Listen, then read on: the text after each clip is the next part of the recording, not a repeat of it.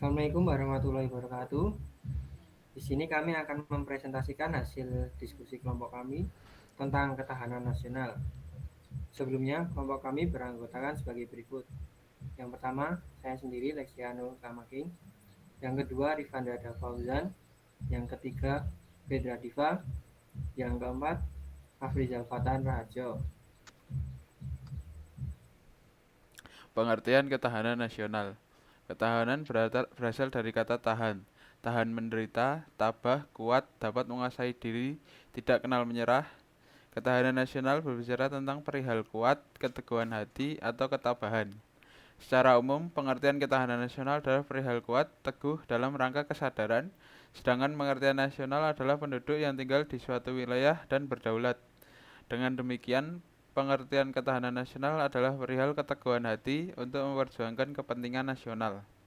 Menurut Lembaga Ketahanan Nasional RI, pengertian ketahanan nasional adalah kondisi dinamis bangsa Indonesia yang berisikan keuletan dan ketangguhan dalam menghadapi serta mengatasi segala bentuk ancaman, gangguan, ataupun hambatan dari dalam maupun luar negeri.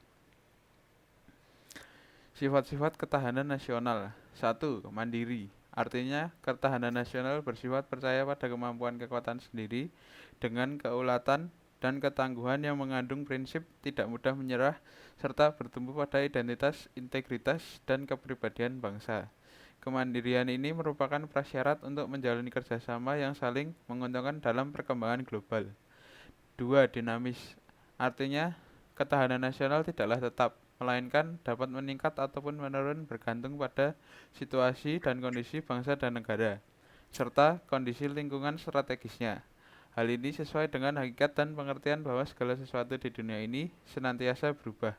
Oleh sebab itu, upaya peningkatan ketahanan nasional harus senantiasa diorientasikan ke masa depan dan dinamakannya diarahkan untuk pencapaian kondisi kehidupan nasional yang lebih baik. 3. Manunggal. Artinya, ketahanan nasional memiliki sifat integratif yang diartikan terwujudnya kesatuan dan perpaduan yang seimbang, serasi dan selaras di antara seluruh aspek kehidupan bermasyarakat, berbangsa, dan bernegara.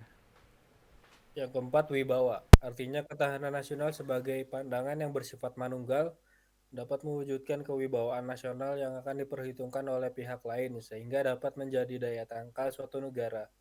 Semakin tinggi daya tangkal suatu negara, semakin besar pula kewibawaannya. Yang kelima, konsultasi dan kerjasama.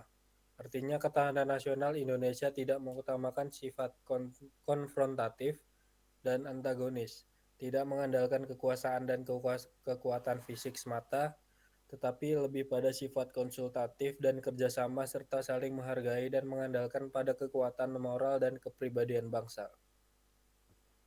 Fungsi ketahanan nasional.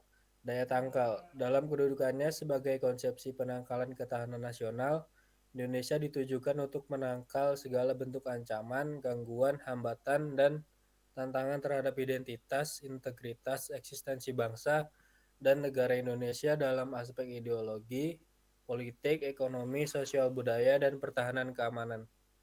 Pengarah bagi pengembangan potensi kekuatan bangsa dalam bidang ideologi, politik, ekonomi, sosial budaya, dan pertahanan keamanan, sehingga tercapai kesejahteraan rakyat.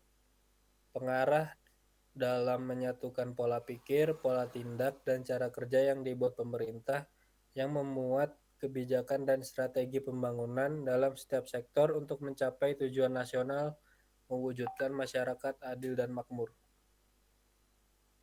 Tujuan ketahanan nasional.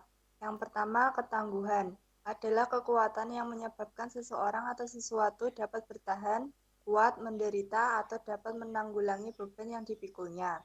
Yang kedua, keuletan adalah usaha secara giat dengan kemampuan yang keras dalam menggunakan kemampuan tersebut di atas untuk mencapai tujuan. Yang ketiga, identitas, yaitu ciri khas suatu bangsa atau negara dilihat secara keseluruhan. Negara dilihat dalam pengertian sebagai suatu organisasi masyarakat yang dibatasi oleh wilayah dengan penduduk, sejarah, pemerintah, dan tujuan nasional serta dengan peran internasionalnya. Yang keempat, integritas, yaitu kesatuan menyeluruh dalam kehidupan nasional suatu bangsa baik unsur sosial maupun alamiah, baik bersifat potensial maupun fungsional. Yang kelima, ancaman, yaitu dimaksud di sini adalah hal atau suatu usaha yang bersifat mengubah atau merombak kebijaksanaan dan usaha ini dilakukan secara konseptual, kriminal, dan politis. Yang keenam, hambatan dan gangguan adalah hal atau usaha yang berasal dari luar dan dari diri sendiri yang bersifat dan bertujuan melemahkan atau menghalangi secara tidak konsepsional. Terima kasih.